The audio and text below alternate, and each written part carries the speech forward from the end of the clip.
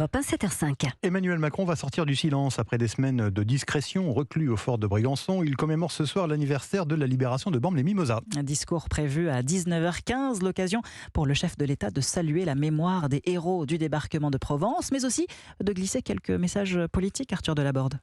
Oui, cette prise de parole du 17 août est devenue un point d'étape traditionnel pour Emmanuel Macron avant la rentrée. Son entourage insiste sur la tonalité solennelle de ce discours qui s'inscrit dans le cycle mémoriel des 80 ans de la Libération.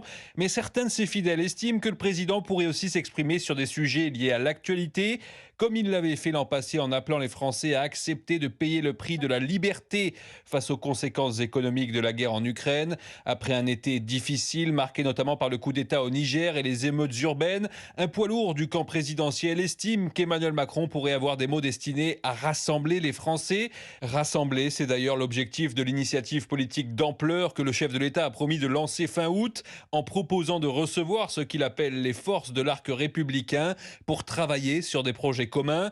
Pas sûr que cela suffise à apaiser les esprits alors que la rentrée sera marquée par l'examen du très clivant projet de loi immigration que l'exécutif veut faire passer sans majorité absolue à l'Assemblée. Arthur Delaborde du service politique d'Europe 1.